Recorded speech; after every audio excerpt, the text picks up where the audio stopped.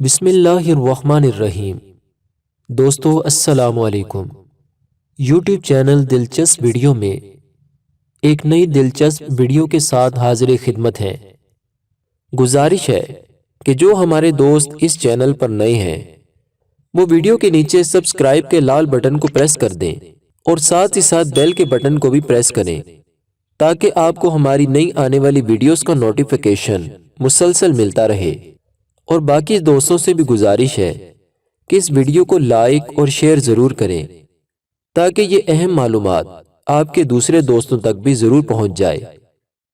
دوستو، خوابوں کا آنا یا دیکھنا ایک فطری عمل ہے۔ انسان کبھی اچھے خواب دیکھتا ہے تو کبھی برے خواب دیکھتا ہے۔ نیک لوگ اچھے خواب دیکھتے ہیں اور اپنے آپ کو جنت میں پاتے ہیں، اس کی سیر کرتے ہیں۔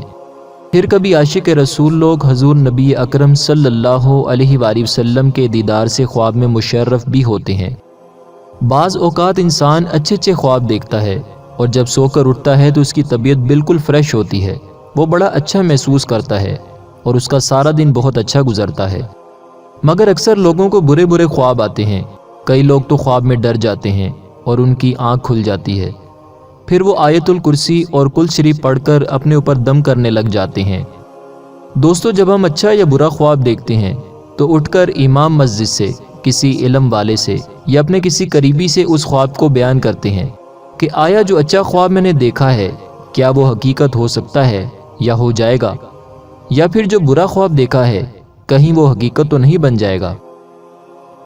آپ کے خواب کی تعبیر بیان کرنے سے پہلے خوابوں سے متعلق کچھ ضروری اور اہم معلومات ہم آپ کے گوش گزار کرنا چاہتے ہیں۔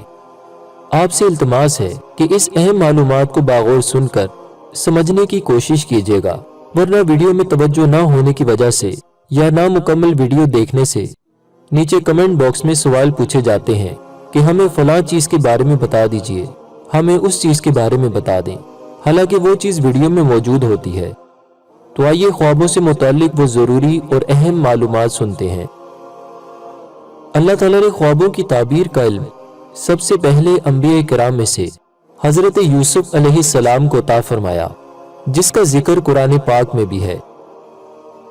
حدیث پاک کے مفہوم کے مطابق سچا خواب نبوت کا 46واں حصہ ہے۔ حضرت امام حسین کے شاگرد رشید حضرت امام ابن سیرین رحمۃ اللہ علیہ فرماتے ہیں، خواب 3 طرح کے ہوتے ہیں: رحمانی خواب، شیطانی خواب، نفسانی خواب۔ ان میں سے تعبیر صرف رحمانی خواب کی ہوتی ہے، باقی شیطانی اور نفسانی خواب کی تعبیر نہیں ہوتی۔ بہت اہم بات، رات کے ابتدائی حصے میں دیکھے جانے والے خواب کی تعبیر 5 سال میں، جبکہ آدھی رات کو دیکھے جانے والے خواب کی تعبیر 5 مہینوں میں، اور فجر کا وقت شروع ہونے سے پہلے دیکھے جانے والے خواب کی تعبیر 10 دن تک پوری ہوتی ہے۔ وہ کون سے لوگ ہیں جن سے خوابوں کی تعبیر نہیں پوچھنی چاہیے؟ دوستو، وہ 4 قسم کے لوگ ہیں۔ بے دین لوگوں سے، کیونکہ اللہ تعالیٰ ان سے ناراض ہوتا ہے۔ عورتوں سے، کیونکہ ان میں عقل کم ہوتی ہے اور کتابوں میں لکھا ہے کہ عورتیں ناقص العقل ہوتی ہیں۔ نمبر 3، جاہلوں سے، کیونکہ وہ عالم نہیں ہوتے۔ نمبر 4، دشمنوں سے، کیونکہ دشمنوں میں خیر و برکت نہیں ہوتی۔ دوستو، اگر کوئی اپنا خواب آپ سے بیان کرے تو آپ سن کر اتنے الفاظ کہہ دیا کریں کہ اللہ پاک بہتر کرے گا، اور اگر خوابوں کی تعبیر پوچھنی ہو تو کسی عالم سے یا خوابوں کی تعبیر بتانے والے سے پوچھنی چاہیے۔ اگر کوئی خواب میں ڈر جائے تو اس کے 3 علاج ہیں۔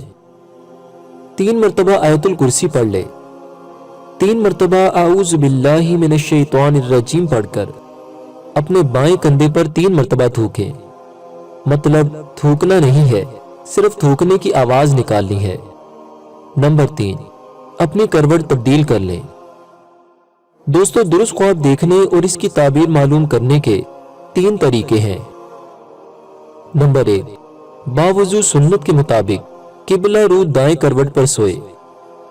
نمبر 2، کھانا نہ تو بہت زیادہ کھائے نہ بہت کم، بلکہ درمیانہ کھانا کھائے۔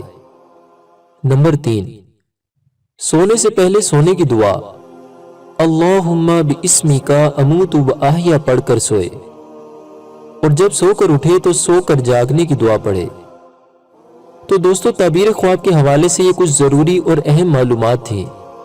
اگر آپ کو کوئی چیز سمجھ میں نہ آئے یا خواب کی تعبیر کے حوالے سے کچھ پوچھنا ہو تو کمنٹ سیکشن میں آپ اپنی رائے کا اظہار کر سکتے ہیں۔ تو آئیے معتبر معبرین کے تجربات کی روشنی میں اپنے اس خواب کی تعبیر جاننے کی کوشش کرتے ہیں۔ حضرت امام ابن سیرین رحمۃ اللہ علیہ نے فرمایا کہ اگر کوئی شخص اپنے آپ کو ننگا دیکھے اور طالب دنیا ہے تو غم پر دلیل ہے، اور اگر دیکھے کہ تہ بند باندھا ہوا ہے تو دلیل ہے کہ اطاعت اور عبادت میں کوشش کرے گا۔ حضرت جابر مغربی رحمۃ اللہ علیہ اپنا مشاہدہ بیان فرماتے ہیں کہ خواب میں برہنگی محنت اور رسوائی کی دلیل ہے، اور اگر خواب میں عورت کے کپڑے پہنے ہوئے دیکھے تو نیک مرد کے لیے نیک ہے اور بدکار کے لیے بد ہے۔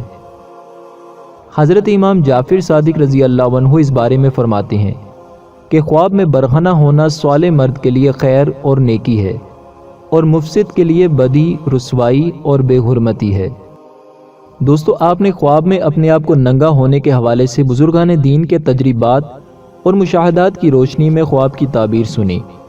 تو آئیے میں آپ کے سامنے اس کو مزید آسان کر کے سمجھانے کی کوشش کرتا ہوں تاکہ بات واضح ہو جائے۔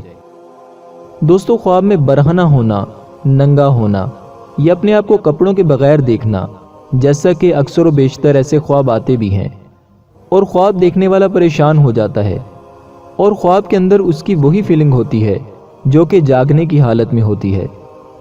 مطلب یہ کہ جس طرح ہم عام زندگی میں کسی کے سامنے کپڑوں کے بغیر جانے سے شرماتے ہیں، بلکہ یہ تو ناممکن سی بات ہے کہ کپڑوں کے بغیر نہیں، ایسا تو ہو ہی نہیں سکتا۔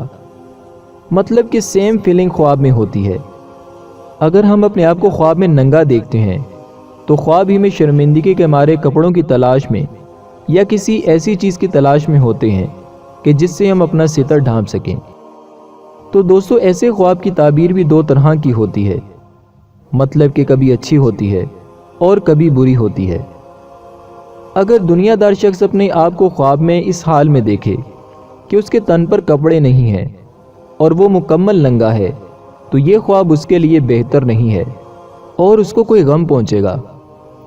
ایسا شخص کہ جس نے خواب میں اپنے آپ کو ننگا دیکھا مگر اس نے تہ بند باندھا ہوا ہے، جسے دھوتی کہتے ہیں۔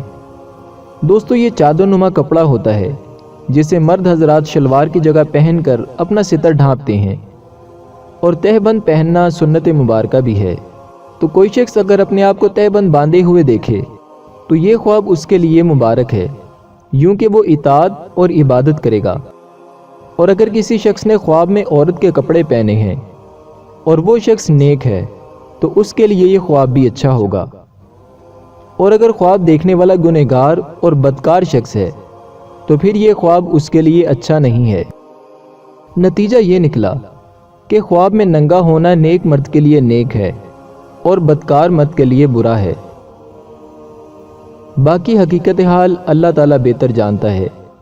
واللہ عالم ورسولہ عالم، صلی اللہ علیہ وآلہ وسلم۔ اور ہم اللہ تعالیٰ سے دعا کرتے ہیں کہ اے مالک و مولا، ہمارا ایمان پر خاتمہ فرما اور ہمارے دیکھنے اور سننے والوں کی بھی خیر فرما، آمین۔